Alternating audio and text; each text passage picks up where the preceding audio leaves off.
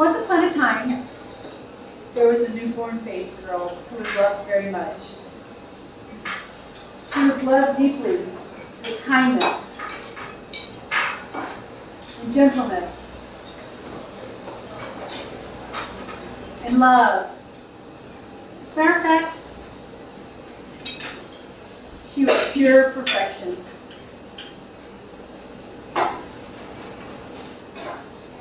But something happened along the way.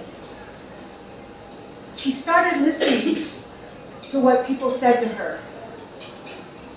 You're too shy. You're dumb. And one time she overheard her mom, who was so angry, and she asked her mom what was wrong.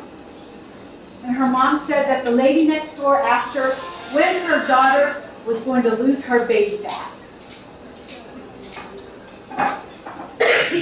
So I took on those roles.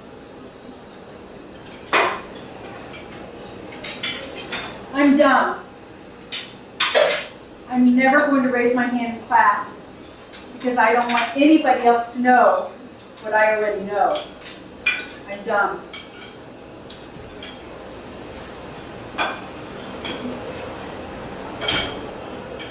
And I'm too shy. Therefore, I'll never open my mouth. I will never value my opinion, but I'll take other people's opinions on as my own. And I'm fat. That neighbor lady said so, so it must be true. And if I'm fat, society tells me I'm ugly as well. So I carried those burdens for a really, really long time. And my backpack was really heavy. And that worked for a while until the day that it didn't work. When I crashed and I almost burned. I was having a conversation, that's not true. I wasn't having a conversation with God. I like telling God. So I said to him, if today's the day that you want to take me from this earth, I want you to know you've got my permission. And that scared me beyond all measure of fear. Because in that moment, I thought, so what happens if God doesn't take you? Do you make that choice yourself? So I picked up the phone and I made a phone call. And after that phone call, I found some hope. And that was the day that I hired my coach. And so since I was still into talking to God, I said to him, God, could you hold that thought? I think I found some hope. So what happened? I realized that I needed to do some pruning in my life. I had had this experience earlier where I understood that the people you surround yourself defines your success. I get that. But I was also very curious about those emotions that I surrounded myself with too. So I made a choice. I decided all those burdens that I carried around in my backpack made me so heavy, and I was going to work on those. So truly what I did was I began building a beautiful relationship with myself.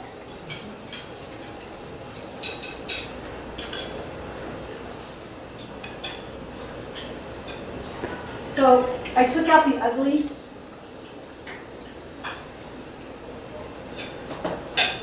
and I replaced it with beauty. I took out the fat and I replaced it with healthy, because that neighbor lady, she had never once seen me sick, not a day in my life. I figured her idea of beauty and my idea of beauty, they were just different. And that was okay for her, but now I know what works for me. I took out shy. And I replaced it with confidence. I found my voice, And I found that I could say things on an intellectual level that made sense. So I took out dumb,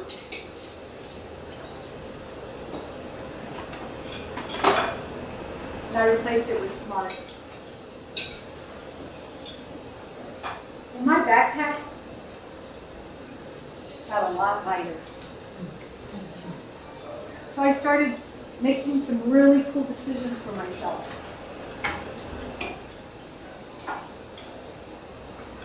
I thought about the time that my coach said to me, Derlene, what are your dreams? And I said, dreams? I have no dreams. I just want to live through today. And I think that must have scared her, because we had many conversations after that.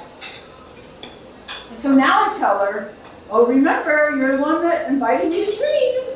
And dream I do.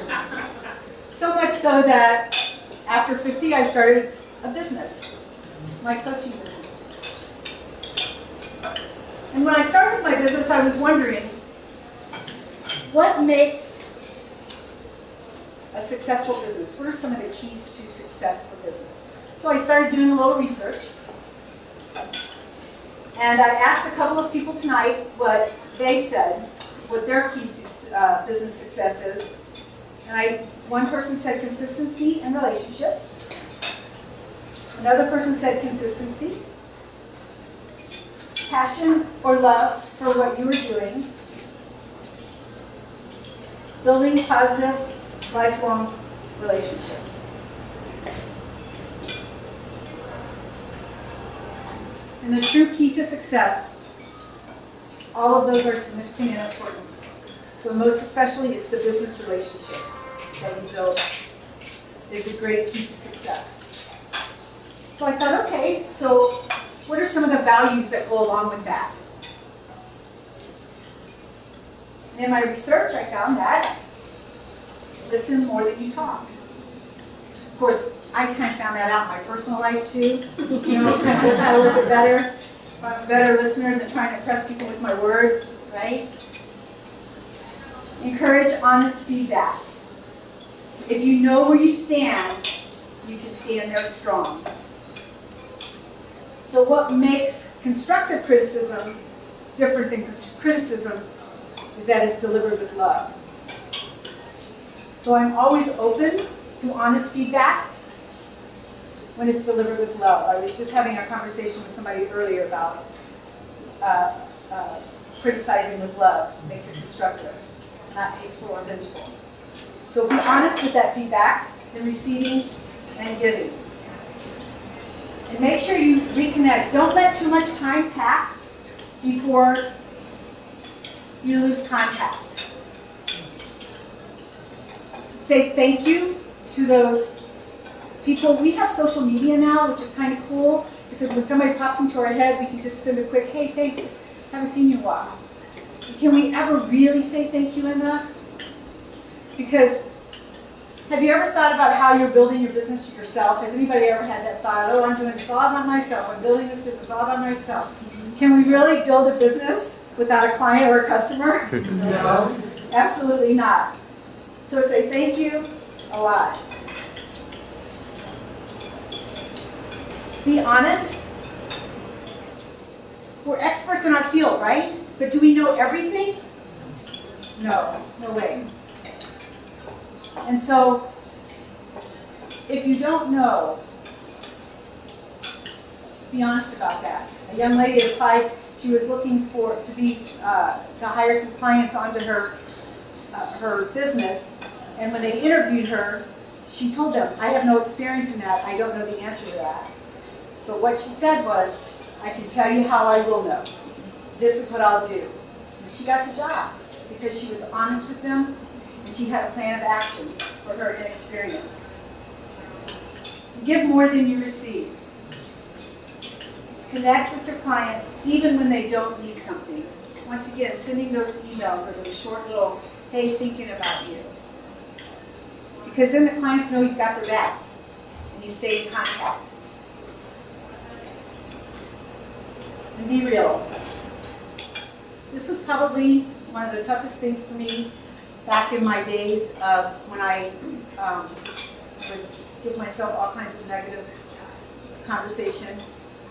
But to make yourself vulnerable with your clients and your customers shows that they can trust and that they respect you because you're willing to be real around them.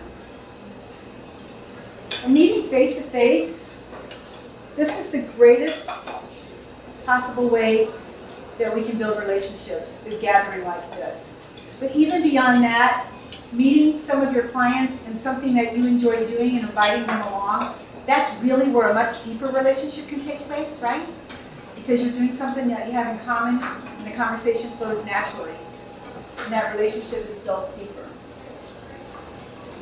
So, as I was going through my research, I recognized that these business values and these business relationships are exactly the same that I have in my personal relationships and my personal values.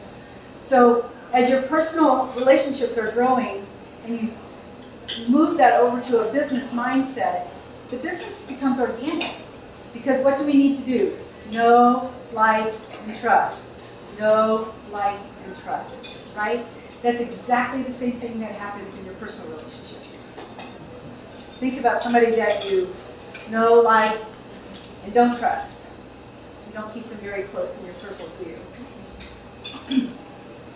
So, ladies, understand that you are strong,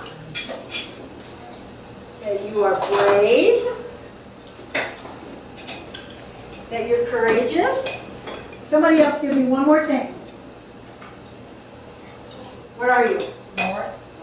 I'm sorry? Smart? Smart? No. Successful? Yeah, that too. So just remember that you are in fact, give me a second here.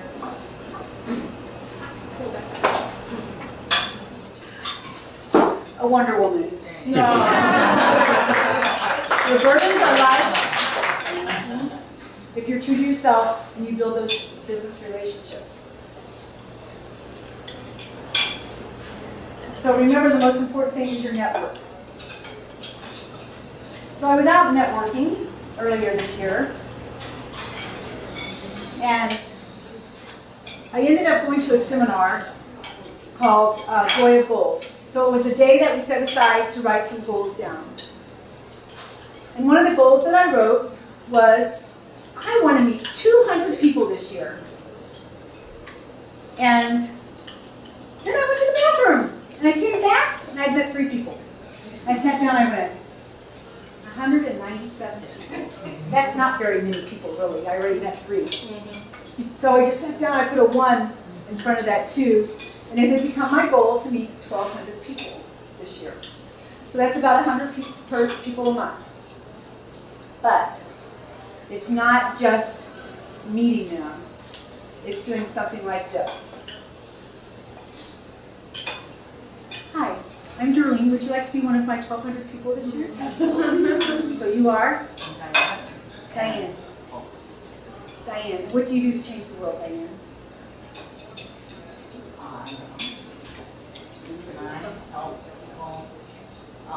Stay healthy.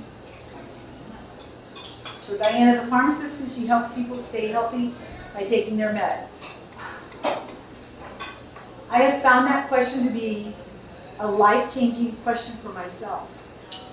The people that I have met, it has just changed my life by that question. So it started out, I wanted to meet 1,200 people, but really the whole thing about asking them about what is it that you do to change the world was really so I could remember them. Because I attached it to a story, right? And so I took that class on Saturday. I got on a plane on Sunday. I was in Phoenix. And I looked over at the guy sitting next to me that was waiting to get on the plane. And I thought, well, let's start. So I met Larry. Larry, what do you do to change the world? It was so cool. Without even hesitation, he said to me, I like people to know that they are important in the world. And I was like, okay, this is crazy. That's what I do too. You know, and so we had this wonderful conversation. The next person that I met, I thought, okay, 1 for 1, this is good. So I immediately met another, it was a young girl that was sitting a couple aisles back as we were waiting to get on the plane. And I could tell she was an introvert. She was all but screaming, oh my God, don't talk to me, don't talk to me, what are you doing? Don't talk to me. Hi, I'm Derlene, and I have this goal to meet 1,200 people. Would you be willing to be one of those people? Okay. I said, well, I'm very much reading that you are an introvert. Oh yeah, I am. So that kind of broke the ice a little bit. What do you do to change the world? I'm a physical therapist, and I help people get back on their feet and live the life that they want and desire. That's awesome. The conversation started. We went to get on the plane, and I literally said to her, I know that you're an introvert. I wouldn't dare sit by you on our flight out there. She goes, no, would you do that, please? So we're now Facebook friends, and we text a lot. And it was just so cool to meet her. And her name is Jen. A couple of weeks ago, I met a man. Hi, I'm Derlene. Hi, I'm Nick. Nick, what do you do to change the world? He goes, I'm an accountant. And I go, oh, so you keep people's books for them? He goes, yeah. And I said, so what you're telling me is you keep people's books so that they don't go to jail. Right. And he goes, yes. That's it, exactly. And in that moment, a couple of things happened. First, I said to him, well, thank you for that, Nick, because I need people to keep my books because I don't look good in orange. And the stripes go the wrong way, right? So that neither one of those doesn't work for me. And then, but in that moment, what I discovered was my mission in life is that I get to help people understand their great value in this world by their very existence. So that was something that I got to give. So fast forward about 3 weeks ago, one of my great loves, the reason why you have a bike is because about 4 years ago I said to my husband, I would like a bike for my birthday. So in his deep love for me, he goes out and he buys me a bike. And I went on my bike to Creve Coeur with my girlfriend, and every time she went around once, I had to go around 3 times to catch up to her, and I was exhausted. And I came back and I said to my husband, I think we should have had a little more conversation wrapped around that bike. So I ended up getting a bike and began riding bikes, and it has become one of my greatest passions. So you have a bike to color in your time, in your downtime, or when you need some little distressing. So I was out on the Katy Trail, and about 3 weeks ago, and I made these rules up for myself, like on that particular day was you were not going to stop until you ride 10 miles. So that was my plan. And I had overdressed a bit. I had about 4 layers of clothes on, and I thought I was going to pass out. So I stopped, and when I stopped, a couple on a tandem bike went by, and for some reason they backed up, and they stopped right where I was.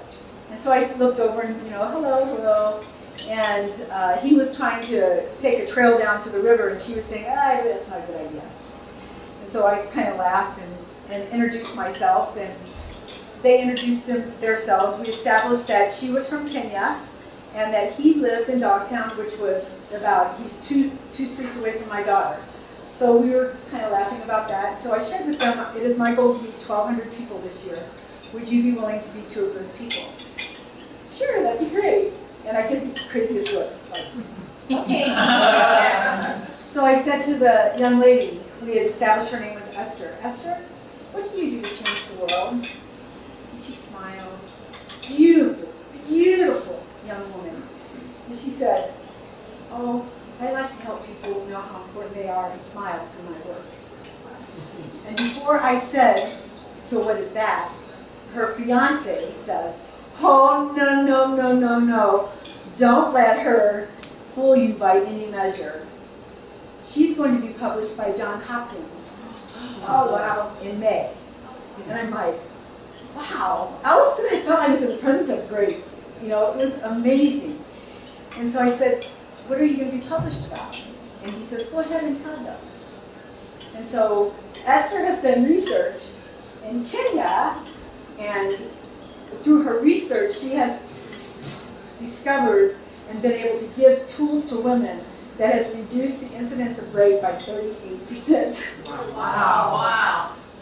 It's affected me so profoundly that I still choke up about it.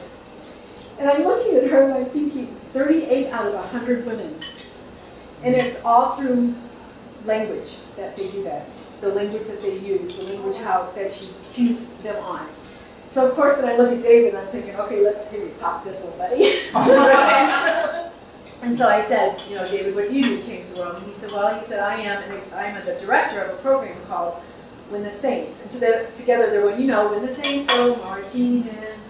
And I said, okay, which was great because that's my cue to remember when the saints. And so I said, so what do you do? And he said, we have 2 programs going right now. One's in Malawi, and we open up orphanages and homes for these women to come and be nurtured physically, mentally, emotionally, and nutritionally. And then we work with them to give them a trade or a craft so that they can then go out into their communities and be productive community members again. And I stood there and I thought about those kids, and I thought about the way that people talk about millennials so unfairly.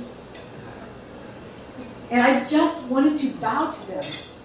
And I did. I thanked them profusely for changing my life in that conversation. It made me so much more aware of the greatness of humanity and how we are also truly blessed that we have no idea what people are doing so that we can stand here in this moment, right? So that's been one of the greatest gifts that I've gotten back.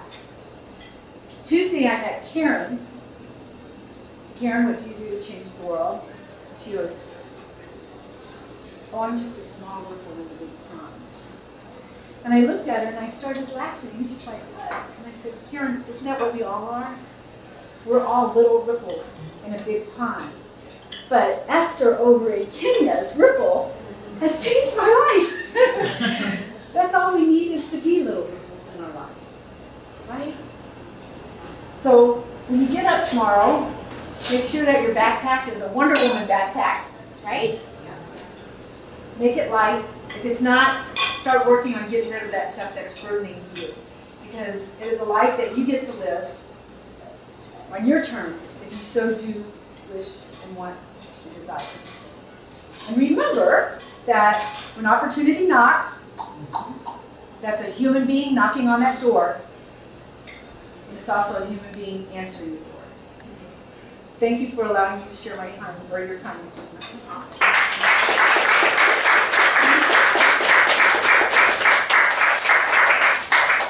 Are there any questions?